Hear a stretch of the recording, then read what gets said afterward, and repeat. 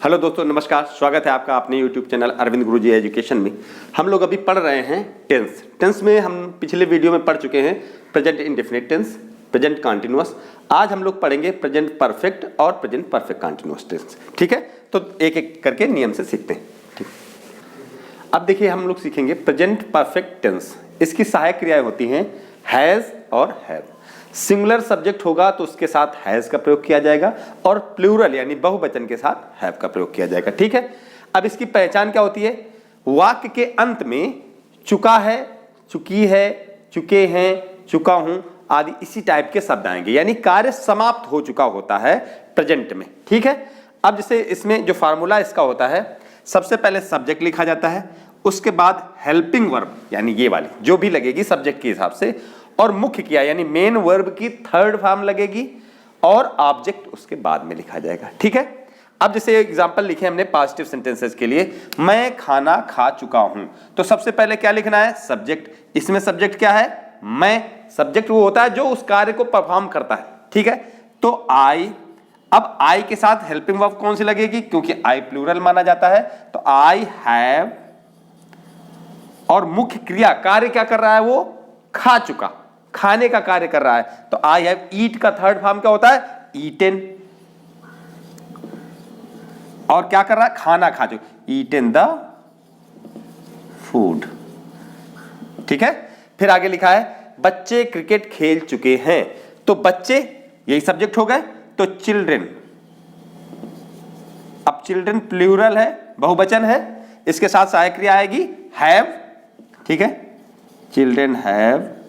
अब खेल चुके यानी प्ले, प्ले का थर्ड फॉर्म क्या आएगा? प्लेड। Played the cricket. ठीक है, अब आगे लिखा हुआ है मोहन बाजार जा चुका है, तो मोहन हो गया सब्जेक्ट। कौन बाजार गया? मोहन।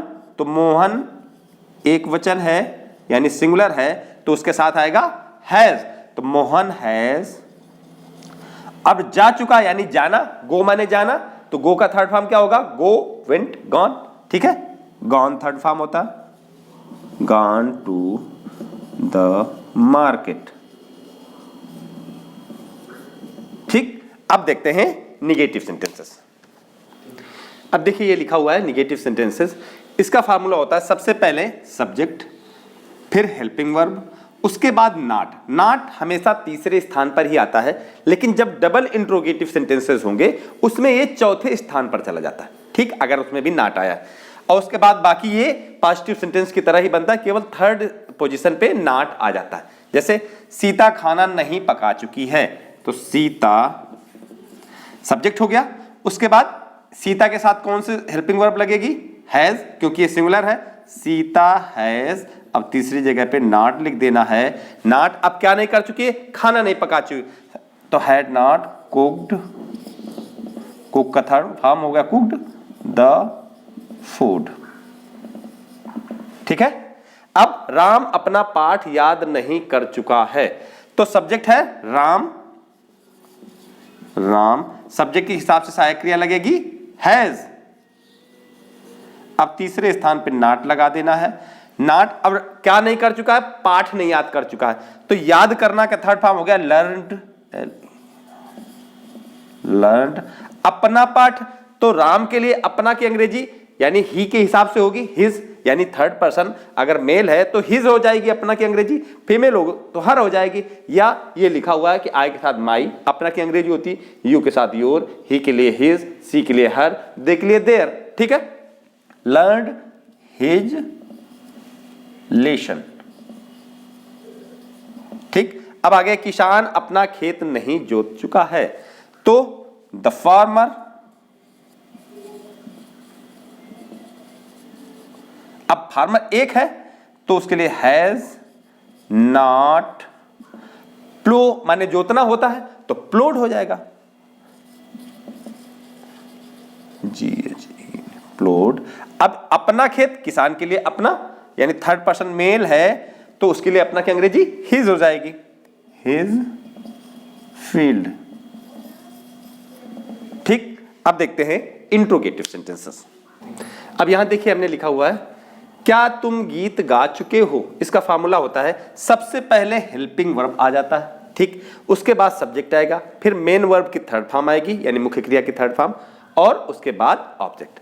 क्या तुम गीत गा चुके हो, तो सबसे पहले हेल्पिंग वर्ब आएगा, क्योंकि अगर क्या पहले आया है तो इसका मतलब इंट्रोगेटिव सेंटेंस है, और उस क्या की अंग्रेजी बनाने के लिए सबसे पहले हेल्पिंग वर्ब को लिख दिया जाता है, जो भी उस सब्जेक्ट के हिसाब से लगने वाली हो। जैसे तुम है तो तुम के लिए सब्जेक्ट लगे, हेल्पिंग वर्ब लगेगा हैव, तो हैव यू। अब उसके बाद मेन वर्ब की थर्ड फॉर्म, गीत गा चुका है यानी गा चुका, तो सिंग, सेंग, संग, ठीक है, तो हैव यू संग यस द सॉन्ग, ये हो गया ऑब्जेक्ट। क्वेश्चन मार्क जरूर लगा देना, ठीक है। तुमने अपना पाठ क्यों याद नहीं किया है। अब देखिए इसमें चुका तो नहीं आया, लेकिन इस सेंटेंस का सेंस क्या है कि अभी तक उसका पाठ याद हो चुका होना चाहिए, ठीक है, इस वजह से ये प्रेजेंट परफेक्ट ही है। तो अब लेकिन ये आ गया डबल इंट्रोगेटिव। डबल इंट्रोगेटिव की खास बात ये होती है कि इसमें जो प्रश्नवाचक शब्द होता है वो बीच में आता है, ठीक है, तो उस प्रश्नवाचक शब्द को सबसे पहले इस फार्मूला में, ये WH फैमिली का वर्ड होता है, उसको सबसे पहले ले आते हैं। अगर नॉट भी आया है तो वैसे तो नॉट तीसरे स्थान पे आता है, लेकिन अगर डबल इंट्रोगेटिव हो गया तो सब्जेक्ट के बाद यहां नॉट लगा देते हैं, ठीक है, चौथे स्थान पे, ठीक है, चौथे स्थान पे नॉट। अब देखिए जैसे तुमने अपना पाठ क्यों याद नहीं किया है, तो सबसे पहले लगा देंगे व्हाई। अब तुम के हिसाब से हैव लगेगा, व्हाई हैव। अब आ जाएगा सब्जेक्ट, ठीक है, यू नॉट लर्नड, तुमने अपना पाठ लर्नड योर, अपना, यू के लिए अपना की अंग्रेजी योर लेसन, ठीक। बच्चे अभी तक क्यों नहीं सो चुके हैं, या इसी को लिखा जा सकता था बच्चे अभी तक क्यों नहीं सोए हैं, तो ये भी परफेक्ट में ही आएगा, ठीक है, उसका सेंस हमें देखना।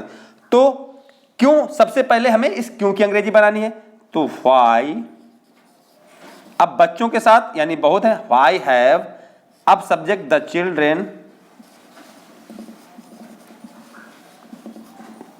अब चौथे स्थान पे नॉट। अब स्लीप का थर्ड फॉर्म क्या होगा, स्लेप्ट, स्लेप्ट, अभी तक यानी till now, till now, question mark, ठीक। अब देखते हैं प्रेजेंट परफेक्ट कंटीन्यूअस टेंस। अब देखिए हम लिखा है प्रेजेंट परफेक्ट कंटीन्यूअस टेंस, इसकी जो सहायक क्रिया होती है हैज बीन और हैव बीन। एक वचन सब्जेक्ट होगा उसके लिए हैज बीन, और बहुवचन होगा या प्लूरल होगा तो उसके लिए हैव बीन, ठीक। अब पहचान इसकी प्रेजेंट कंटीन्यूअस टेंस जैसी होती है, रहा है, रही है, रहे हैं, रहा हूं, तो फिर कैसे पहचानेंगे कि प्रेजेंट परफेक्ट कंटीन्यूअस है कि प्रेजेंट कंटीन्यूअस है। इसमें समय भी दिया जाता है कि कोई कार्य हो रहा है वो कितनी देर से हो रहा है, कितने दिन से हो रहा है, समयबद्ध होता है, ठीक है। जैसे एग्जांपल लिखा है वह 4 घंटे से सो रहा है, अगर लिखा होता है वह सो रहा है तो ये प्रेजेंट कंटीन्यूअस का हो जाता, लेकिन वो 4 घंटे से सो रहा है तो प्रेजेंट परफेक्ट कंटीन्यूअस हो जाएगा। तो अब एक ये जैसे इसको करेंगे तो वह माने एक वचन हो गया, तो ही, अब 4 घंटे से सो रहा है तो सहायक क्रिया इसकी लगेगी हैज बीन, अब 4 घंटे से सोए चाहे जितना, तो ही के साथ हैज बीन। अब स्लीपिंग, स्लीपिंग, अब ये 4 घंटे अनिश्चित समय होते हैं, कोई निश्चित समय नहीं होता कि 4 कौन से घंटे, तो जब अनिश्चित समय होता है तो फॉर 4 आवर्स, ठीक। अगर यही निश्चित समय हो जाता, कह देता 4 बजे से सो रहा है तो सिंस 4 o'clock, अगर निश्चित समय हो जाएगा तो सिंस, अनिश्चित समय हो जाएगा तो फॉर। जैसे आगे लिखा हुआ बच्चे सुबह से क्रिकेट खेल रहे हैं, तो बच्चे यानी चिल्ड्रेन, चिल्ड्रेन, अब बच्चे ज्यादा हो गए बहुवचन के साथ हैव बीन,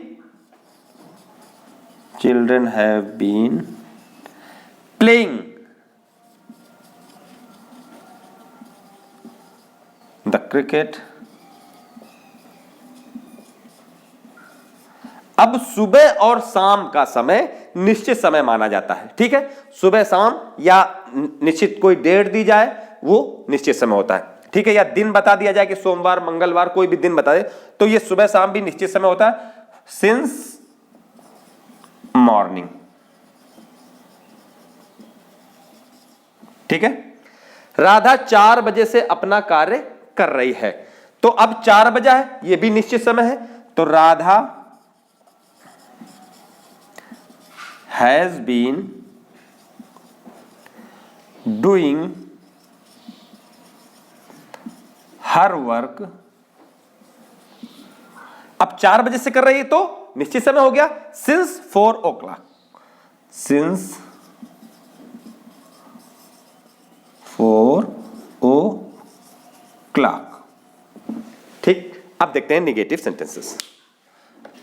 अब देखिए इसका फार्मूला होता है निगेटिव सेंटेंसेस का कि सबसे पहले सब्जेक्ट लिखा जाता है, उसके बाद हैज या हैव में से जो भी उसमें अप्लाई होगा वो लगाया जाएगा, और नॉट आया है इसका मतलब वो हैज बीन और हैव बीन में इन दोनों को अलग अलग कर देता है, बीच में नॉट आ जाता है। ठीक है, और उसके बाद मुख्य क्रिया लिखी जाएगी उसका आईएनजी के साथ, उसके बाद ऑब्जेक्ट आ जाता है, उसके बाद सिंस या फार जो भी अप्लाई होगा उसमें, निश्चित समय है तो सिंस, अनिश्चित समय है तो फार, उसके बाद टाइम लिखा जाता है। ठीक, जैसे हरी 4 दिन से स्कूल नहीं जा रहा है, तो सबसे पहले सब्जेक्ट यानी हरी, अब हैज, उसके बाद नॉट आ जाएगा, हरी हैज नॉट। ठीक है, बीन, अब क्या कर रहा है, स्कूल नहीं जा रहा है, not been going to school, school. अब 4 दिन से नहीं जा रहा, 4 दिन अनिश्चित समय है, तो फॉर 4 days। ठीक है, सीता 1980 से कानपुर में नहीं रह रही है, तो सीता सब्जेक्ट है, सीता, अब सीता के साथ हैज बीन लगेगा, तो अब नहीं है, निगेटिव है, तो यानी हैज और बीन अलग अलग रहेंगे, बीच में नॉट रहेगा, तो सीता हैज नॉट बीन, अब कानपुर में रह रही है यानी living in Kanpur, living in Kanpur. अब 1980 निश्चित समय, इसको हम कैलेंडर में फिक्स दे सकते हैं, जो घड़ी का टाइम होता है कि 2 बजे से, उसको हम घड़ी में देख सकते हैं, लेकिन 3 घंटा 4 घंटा घड़ी में नहीं देख सकते। ठीक है, इन कानपुर सिंस 1980। ठीक, मनीष शाम से नहीं सो रहा है, तो मनीष सब्जेक्ट हो गया, अब मनीष के साथ हैज बीन लगेगा, तो हैज तो लिख दिया गया, फिर not been, has not been sleeping शाम से यानी सिंस इवनिंग, सिंस इवनिंग। ठीक, अब देखते हैं इंट्रोगेटिव सेंटेंसेस। अब इंट्रोगेटिव सेंटेंसेस में इसका फार्मूला यह है कि सबसे पहले हैज या हैव जो अप्लाई होगा सब्जेक्ट के हिसाब से उनमें से एक, उसके बाद सब्जेक्ट, और अगर नॉट भी आया है तो नॉट आ जाएगा, नॉट नहीं आया तो यहीं पर बीन आ जाएगा।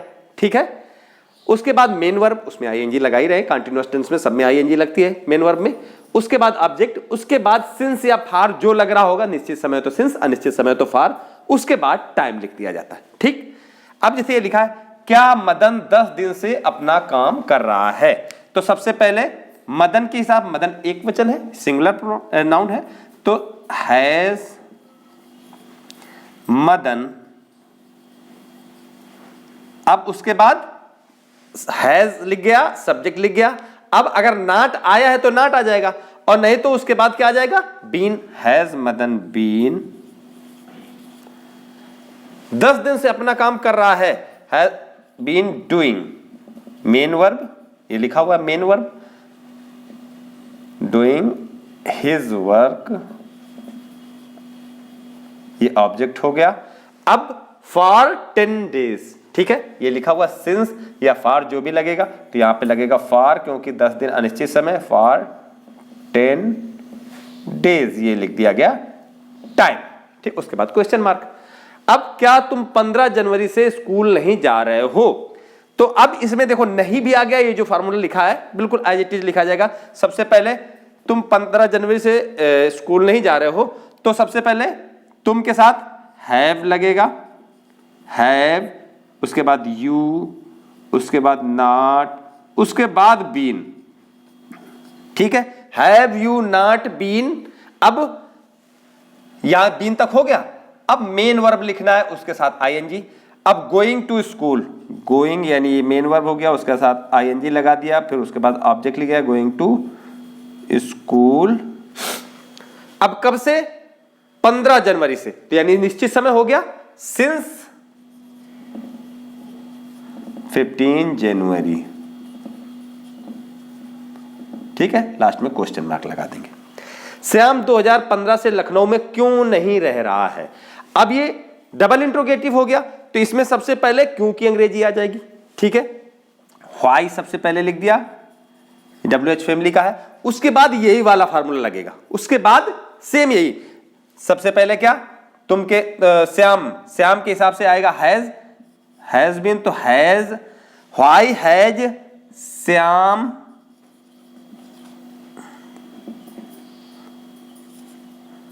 श्याम। अब उसके बाद नॉट, उसके बाद been living in Lucknow, living in Lucknow. अब कब से? 2015 से, तो निश्चित समय है सिंस 2015 क्वेश्चन मार्क। ठीक, अब ये हो गया इंट्रोगेटिव सेंटेंसेस। तो हमने कोशिश करी है कि जल्दी से जल्दी आपको हर टेंस का या हर टाइप का एक एक सेंटेंस या दो दो सेंटेंस जरूर बताएं। अगर ये चीज आपको अच्छी लगे तो अपने दोस्तों के साथ निश्चित रूप से शेयर करिए। अगर चैनल में नए हैं तो चैनल को सब्सक्राइब करिए। Thank you.